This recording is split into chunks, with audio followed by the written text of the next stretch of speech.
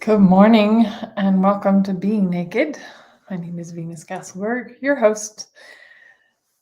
Let's start today with our deepest barriers down, even the ones we don't know about.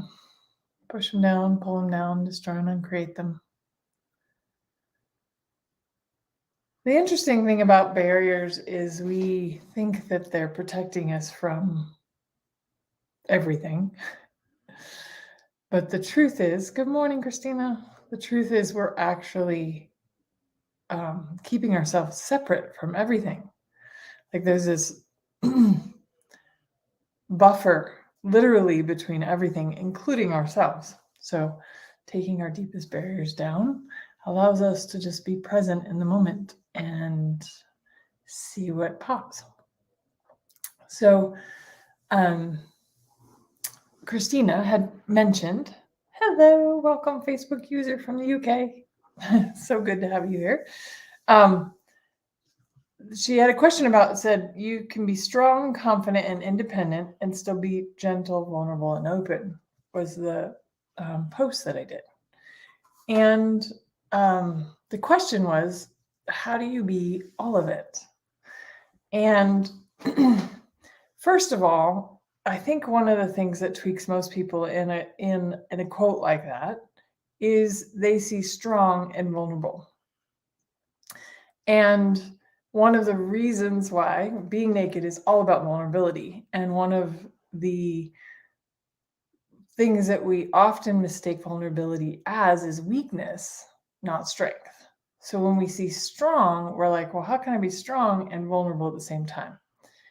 Actually, vulnerability is a huge strength that's been misidentified as a weakness.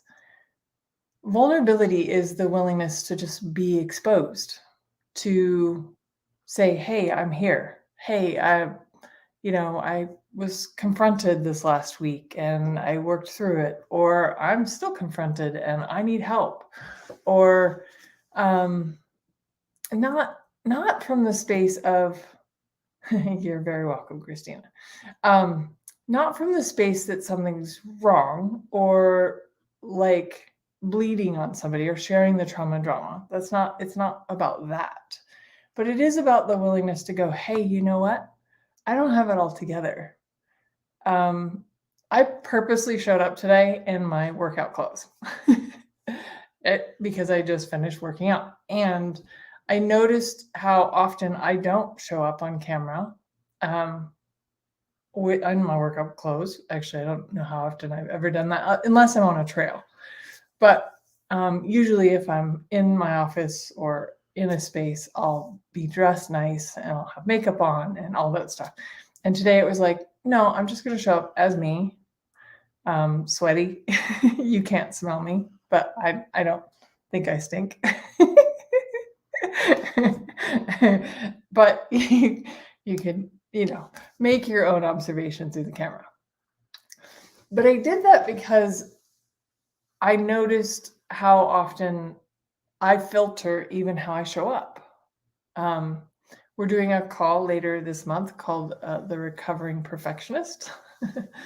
And I think we can all relate to that, like this space where we think we have to be perfect. And that's not what vulnerability is. Vulnerability is the willingness to just show up, warts and all. Like, hey, you know what? I have toenail fungus. Or like right now, I had an accident ziplining and I'm going to lose my big toenail, right? But how often we're like, oh my God, no, I'm not going to have a toenail. And, it's going to be a big deal. It's like, no, you're just not going to have a toenail. It'll grow back, or maybe it won't. But like, why does not having a toenail stop us from living our lives? Why does being dirty or sweaty stop us from showing up in our lives? Why does not being perfect keep us from, showing up, saying, hey, here I am? And I want to talk to the other side of this too. There's so much strength in you and so many gifts in you and capacities in you that we don't acknowledge. And I say we because I know there's still stuff that I don't acknowledge that I'm capable of, because I don't want to be too weird or too different, or I don't want to stand out from the crowd. But if you're all of it. You have capacities, you have great days, you have bad days, you have body stuff you don't like, you have things you love about yourself, you have things that you hate about yourself, you have all of it, right? We are all of it. To say that we're supposed to show up perfect, be kind all the time, not have the killing energy, is only a fraction of what's possible. If you're willing to have something like the killing energy, guess what? One, you can kill a bacteria or a virus in your body. You can actually tell it to go away. I mean, like, you have that capacity. But if you're not willing to have that killing energy, you're like, no, I have to be nice and I have to be polite and I have to be this person all the time, then you can't actually have that energy when it's appropriate to have that energy. And there are times that the killing energy is appropriate to have. I have a friend that was cornered in an alley twice in her life. And both times she had the killing energy so strong that they left her alone. But like with a gun pulled on her. But she had this energy of like, no, this is not happening. So she was willing to have that energy in that moment because it was appropriate to have it. There are times when it's appropriate to be angry. Anger tells us we're being lied to, right? So like there's this filter that says, and you probably heard it when you were a kid, that you're supposed to be a good little girl or a good little boy, and you're supposed to show up this way, and you're supposed to be clean, and you're supposed to be nice, and you're supposed to play good, and blah, blah, blah, right? But that's only half of what's possible. And there's times where you need potency and you need like this drive to get things done. Otherwise, things would never get done. If you're like this, playing this placid, I don't think that's the right word, but there's this where you're like in neutral all the time, like how much energy are you able to contribute to getting things done, like to actually completing things? So as an infinite being, which you're an infinite being, and you have capacities, you have the ability to be everything in the world. And everything in the world is appropriate at a different time. Everything. There's time to grieve, right? You lose somebody you care about, you grieve. It's okay to grieve, right? How often do we make tears wrong? Like it's not okay to cry. I have to be happy all the time. I'm supposed to be this joyful, blissful person all the time. I don't know about you, but sorry, that doesn't happen. Like I have up days, I have down days. Now I don't get kind of swept into the drama of my bad days or my sad days. I'm just like, oh, okay, I'm just having a sad day.